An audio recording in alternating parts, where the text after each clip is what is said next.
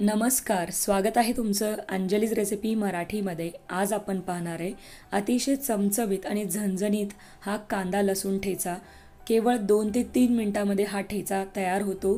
तर हा ठेचा तुम्ही भाकरीबरोबर किंवा चपातीबरोबर सुद्धा खाऊ शकता। इवन घरात कुठली भाजी नसेल तर अगदी फटाफट होणारा हा ठेचा बनवा आणि भाकरी आणि पोळीबरोबर खा। सुरुवात करूया व्हिडिओला। एक मिक्सरचं भांडं घेतलंय, 1 चमचा कच्चे धने, 1 चमचा कच्चे जिरे आणि इथे साधारणतः 2 चमचे आपण कच्चेच शेंगदाणे वापरणार आहोत।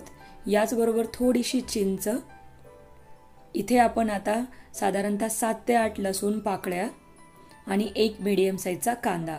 आता ठेचा म्हणला की ठेचून केला जातो, पण सध्या माझ्याकडे खलबत्ता अवेलेबल नसल्यामुळे मी मिक्सरच्या भांड्याचा वापर केलाय। इथे 1 चमचा लाल तिखट, चवीनुसार मीठ वापरायचंय आणि मिक्सरमध्ये ओबडधोबड हे वाटून घ्यायचंय। तर थोडंसं फिरवायचं, परत बंद करायचं, फिरवायचं, बंद करायचं। या पद्धतीने असं आपल्याला भरड काढून घ्यायची आहे ठेच्याची। तुम्ही पाहू शकता इथे। तर हा ओबडधोबड ठेचा आपण खलबत्त्यामध्ये जर वाटला तर याची चव अजून खूप छान येईल। तर अगदी आयत्या वेळी होणारा हा कांदा लसूण ठेचा आहे आणि याची चव खरंच अप्रतिम असते। तर तुम्ही पाहू शकता शेंगदाणे सुद्धा आपण मोठेच वाटून घेतलेले आहेत यामध्ये। आता हा ठेचा तयार झालेला आहे। तुम्ही असंही खाऊ शकता किंवा याला तडका दिला तर याची चव अजून जास्त वाढते। आता हा ठेचा एका प्लेटमध्ये किंवा बाउलमध्ये काढून घ्या।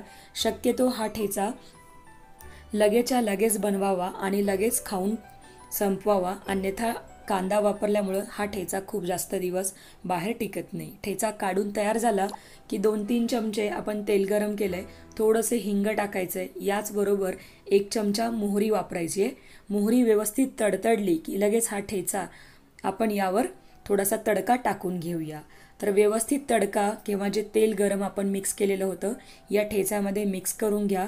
तर याला तडका दिला की याची चव अजून जास्त वाढते, यासाठी मी इथे तडका दिलेला आहे।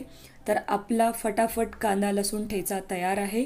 हा ठेचा फार तर फ्रीजमध्ये 2 दिवस टिकतो। तर शक्यतो लगेच बनवून हा ठेचा संपवावा आणि रेसिपी करून पहा। रेसिपी आवडली तर जास्तीत जास्त लाईक, शेअर आणि आपल्या चॅनलला सबस्क्राईब करा।